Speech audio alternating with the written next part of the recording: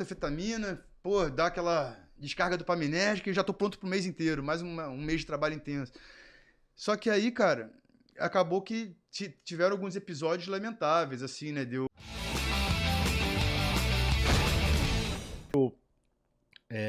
Estrelismo, eu acho, como você mesmo falou, te fez ter alguma confusão, alguma treta ali dentro dos bastidores de alguma novela, seja da Malhação, seja de alguma outra situação que você se arrependa amargamente, tal, que você possa falar. E a segunda é o que o Cabeção tinha do Sérgio. Eu acho que como eu gravava muito, acabava que eu não tinha tempo pra minha vida pessoal, eu comecei a fazer muito evento, viajar final de semana e tal, e acabou que é, como era um ritmo alucinante de cena, eu gravava tinha muito texto pra decorar e tal, e às vezes eu não estava assim, tão satisfeito mais com o meu trabalho na Malhação, apesar de não era ingratidão, é porque eu queria fazer personagens mais conflituosos, mais adultos, queria fazer cenas de beijo mais tórridas, eu queria me ver mais adulto, sabe?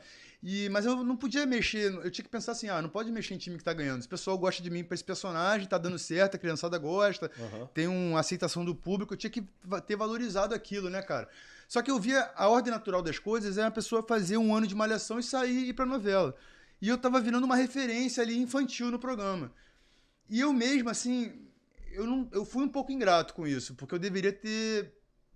Se fosse hoje em dia, cara, eu ia pensar assim, que isso, pô, não, é super legal trabalhar com criança, fazer um trabalho voltado mais em uma coisa mais lúdica. Pô, a criança é tudo, né, cara? A criança é terapêutico pra caramba, é tudo de bom você ter a aceitação das crianças. Só que na época, eu com meus 20 anos, acabou que eu não dei tanto valor a isso, né, cara? Não tive aquela aceitação, assertividade. E fui um pouco ingrato, né, cara? E aí juntou assim, essas minhas insatisfações na vida pessoal, carências mesmo, e não só de não ter uma namorada, de não ter tempo para as coisas, mas também de não poder, de não conseguir fazer nada sozinho, porque também eu só conseguia manter aquele trabalho da malhação graças à ajuda da minha mãe, que ela decupava os textos para mim, ela que me acordava na hora certa, ela que, pô, fazia tudo a roda girar, entendeu? Então eu acabava que eu me sentia muito ali um personagem figurativo que só emprestava minha carcaça ali para fazer. E aquilo ia gerando um pouco de incerteza, de insatisfação pessoal. E aí eu fiquei. E aí, como eu tinha que gravar muita cena, decorar muito texto, eu tinha que chorar com facilidade quando eu tinha que chorar, tinha que, né, falar naquele ritmo alucinante, quando era uma história mais assim, um texto mais longo, que eu tinha que correr, porque meu personagem. A importância do meu personagem na trama era mais ou menos isso. Eu tinha cenas grandes, mas que eu tinha que fazer naquele ritmo intenso, porque não podia demorar as minhas cenas. Não era que nem a cena do casal protagonista, que eles tinham, pra falar uma frasezinha, ficava olhando no olho, falando devagar. O Cabeção falava falas de 4, 5 linhas, eu tinha que falar tudo rápido mesmo. A cena durava, às vezes, cenas de 2 páginas e meia, eu fazia ela em 1 minuto. Pô, Porra. entendeu? Era um ritmo alucinante mesmo. E aí tudo isso foi muito bom pra mim, que eu fui ficando afiado, fui ficando seguro. Só que eu não cuidava da minha. Eu não fazia terapia, eu não fazia psicanálise. Eu achava que tudo assim, tudo bem, eu vou chegar na psicanalista, vou vomitar tudo, vou falar tudo que eu tô sentindo, ela vai falar, não, então tá, então você não precisa. Eu meio que menosprezava o trabalho dos Sim. profissionais da saúde mental. Eu pensava assim, e também eu não tinha muito tempo mesmo. A verdade era essa, eu não tinha nem tempo para isso. Eu deveria ter buscado nos meus dias de folga. Eu me arrependo de não ter buscado uma terapia, uma psicanálise, né? Para ter desacelerado um pouco, para ter cuidado da minha saúde emocional mesmo. Claro. Só que eu fui levando com a barriga e pensando, eu consigo, eu dou conta, eu vou lá, vou e faço, tá tudo certo. Depois eu fumo um do bom em casa, relaxo, fico de folga tranquilo, pego uma praia e mais uma semana, vamos que vamos. Né? Vou pra uma rave, tomo uma metafetamina, pô, dá aquela descarga dopaminérgica e já tô pronto pro mês inteiro, mais um mês de trabalho intenso. Só que aí, cara, acabou que tiveram alguns episódios lamentáveis, assim, né? De eu ter algumas briguinhas com alguns atores do elenco, de eu não aceitar alguma coisa, né? Sabe? Falta de aceitação, falta de assertividade mesmo. Ou de confundir o personagem com a vida real, assim, sabe? Eu Caramba. tive uns episódiozinhos assim, cara. Eu vou até te falar aqui, por exemplo, tem. Você não sei se você lembra. O Cabeção ele tinha uma namoradinha na Malhação que era a Dani Suzuki, né? Sim, lembro, A claro, Miyuki, pô. pô, a Claro. Miyuki tinha um figurino incrível, era muito linda e Aham. tal. E eu sempre fui muito fã dela e tudo. Só que aí é, teve um momento que eu comecei a confundir a ficção com a realidade, né, cara? E aí eu comecei a ter ciúmes dela, sabe, assim. Que E aí eu loucura. comecei, cara, eu comecei a sentir umas coisas assim que eu não sabia nem explicar, cara. E eu comecei a tratá-la mal, ela vinha bater o texto comigo, e eu não conseguia ficar do lado dela, porque eu sentia uma coisa assim, meu coração acelerava. É tipo, caracterizando uma paixão mesmo, uma coisa assim, uma coisa muito intensa. E eu sentia isso assim, eu não partilhava com ninguém, não tinha uma válvula de escape, eu não trabalhava isso assim com terapeuta, né?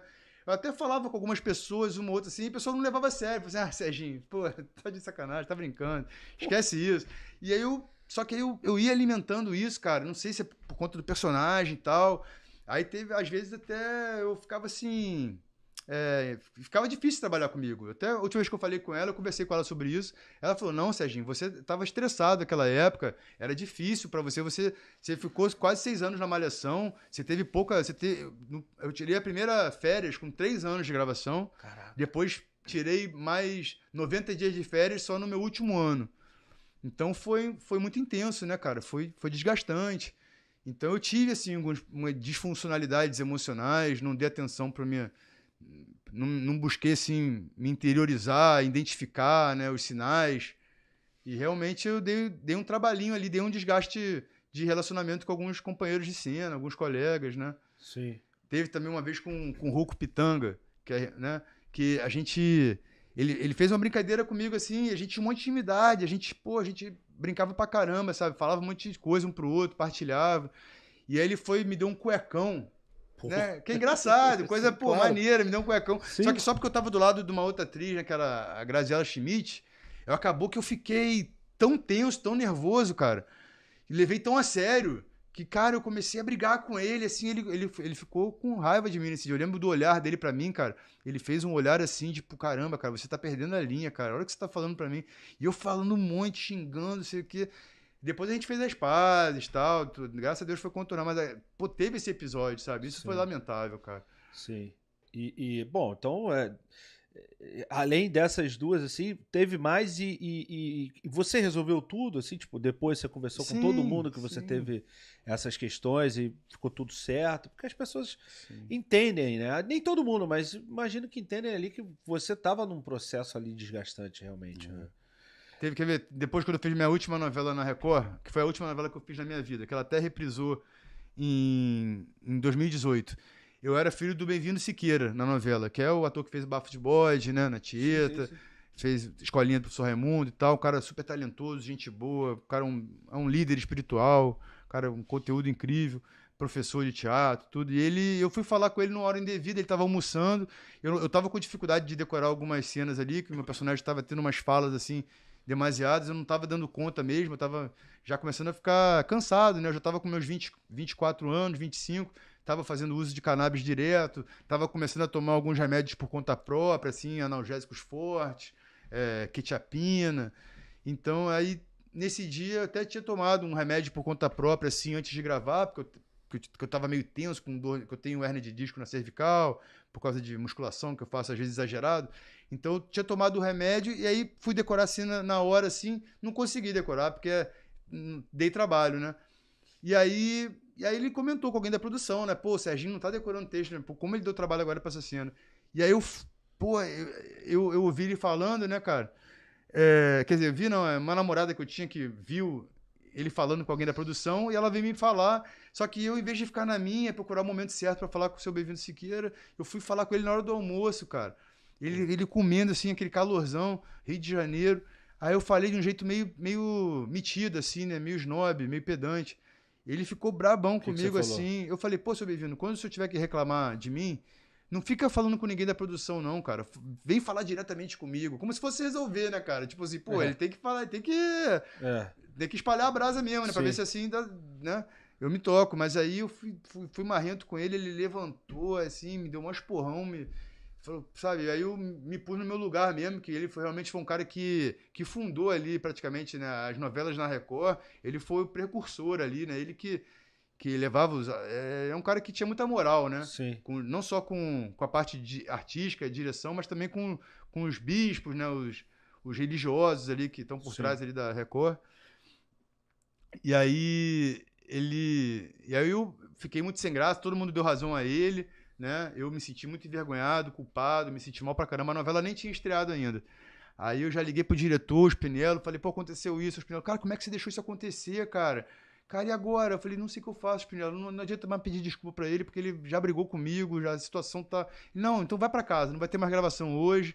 Cara, e a novela nem tinha estreado ainda. Mas assim, graças a Deus, depois que a novela estreou, não teve meu personagem deu uma reduzida no texto. Eu comecei, minhas cenas ficaram um pouco menores, porque essa cena que eu tava errando era um ping-pong, assim, sabe? Cada um falava uma frase, e frases curtas, mas eu não tava conseguindo associar uma frase a outra, cara. Tava difícil de decorar, porque na Malhação eu peguei a prática de decorar, assim, falas maiores, né, cara? Então eram bifins, assim, eram historinhas. Agora, nessa cena, eu tinha que decorar umas frases curtas, e às vezes uma não tinha nada a ver com a outra.